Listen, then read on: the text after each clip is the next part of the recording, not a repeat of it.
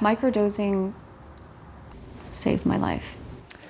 At this point, we don't know if microdosing psychedelics actually has mental health benefits. Microdosing has become super popular. There's people from all different ends of the spectrum that are using the mushrooms. Yeah. Judging by the number of stores and online dispensaries, a lot of Canadians microdose psilocybin. That's the psychoactive compound found in magic mushrooms. I mean, you could say that the practice of taking small amount of magic mushrooms in order to cope with reality has gone mainstream, except for the fact that it's illegal.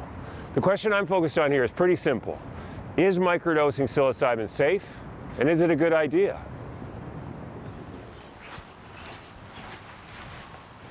In December 2020, I found myself in the middle of this living space, curled up in a ball. It was a very dark space, so I was contemplating suicide. At different times in her life, Andrina Stan has struggled with her mental health.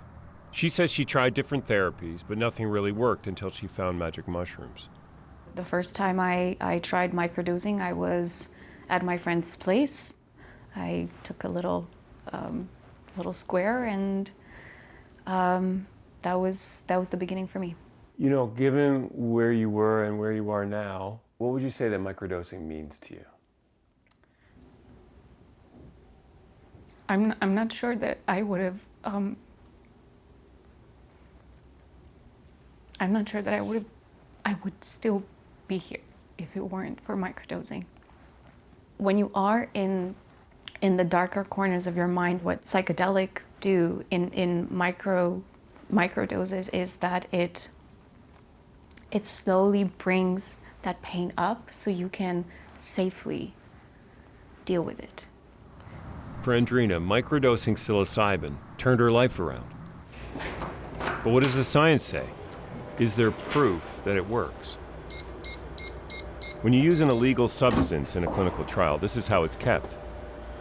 Rotem Petranker is the lead scientist trying to test if microdosing psilocybin actually works. This is the first ever microdosing psilocybin for major depressive disorder trial in the world. In their 8-week trial, Rotem and his team give the 20 participants, all of whom suffer from depression, either psilocybin or a placebo. So this is one of the tests that our subjects go through. It's called the Sustained Attention to Response Task, or SART. Rotem puts me through the test. You have to press the space bar every time a number pops up that isn't a 3, for half an hour. It gets hard to do that for a long period of time. Absolutely, and so for everyone, performance declines over time. However, we expect for people who microdose for the performance to decline more slowly over time. Rotem doesn't have any concrete results yet, but he tells me what he's observed so far. We've had some people that came in with mild to moderate depression. So some people were having a hard time getting out of bed in the morning, and by the end of the trial, they no longer meet criteria for major depressive disorder. So that's a very dramatic shift. But Rotem says don't get too excited just yet. The dose we're using is so low that many people don't even know if they've taken psilocybin or placebo. And so because they don't know what they've taken, but they come in with a lot of expectations and hopes, it's possible that just because of those hopes and because they come into the lab and they feel like they're doing something for themselves, already this affects their depression in very profound ways. And so this might be the placebo effect. The result of the clinical trial won't be known for months, but here's the thing.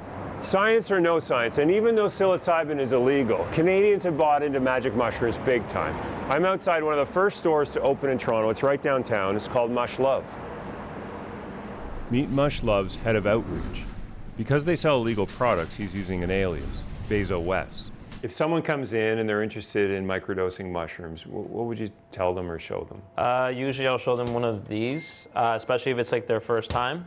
Some microdose capsules, 150 milligrams, so a very, very light dose.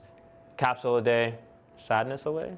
I mean, who is buying this stuff? It ranges. It goes from your regular, construction worker. It could be a person in finance in the office. It could be just an elderly couple, maybe, just wanted to add a little bit of vibrancy to their day. MUSH Love opened their first store last April. Now they have 2, and they plan on opening a 3rd. There are similar mushroom stores in every city across the country. And Bezos says a lot of the demand is people looking to mushrooms to help with their mental health problems. I have seen so many people personally come in being like, oh, I'm on antidepressants. I don't want to be on this anymore. These aren't working for me. I'd rather go get mushrooms instead of going to take antidepressants that are not going to allow me to feel the way I want to feel. Still, the reality is this store sells illegal products. And while they haven't been raided, police have pressed charges at similar dispensaries across the country. Does it worry you that you work in a place that's illegal and you could have consequences? I feel like I'm doing a little bit of God's work, just helping people find a path to whatever helps with them. You know, like it genuinely makes me feel happy. What is your opinion about it being illegal? I think every Canadian should have the right to have safe, equitable, regulated access to psilocybin. I genuinely think it's going to go straight to where cannabis is. We're right there in that process. So it's very interesting times. Of course, a dispensary is happy to sell their magic mushrooms. But are they safe? The boom in magic mushrooms is also in science. Dr. Ishrat Hussein is taking me to a very unique room at the Centre for Addiction and Mental Health in Toronto. Hussein is a psychiatrist who's trying to understand if you need the hallucinogenic trip in order for magic mushrooms to be an effective mental health treatment.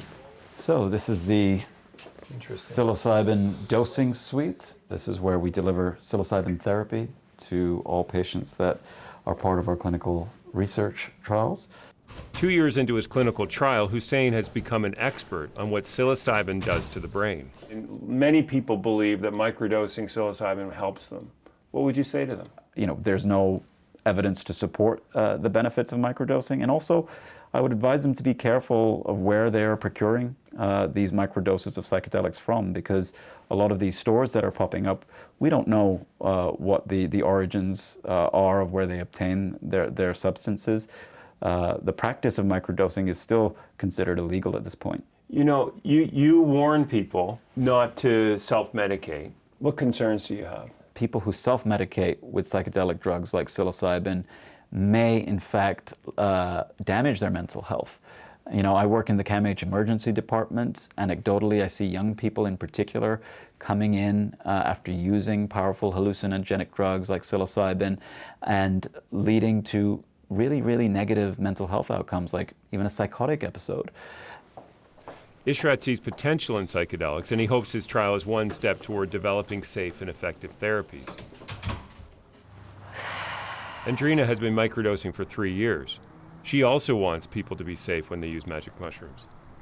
There's a bit of a craze, you know, with psychedelics, and I know a lot of people, especially people my age, they just think it's a fun thing to do, even if they're doing large doses or small doses. I don't see it as something that you should just pick up and try.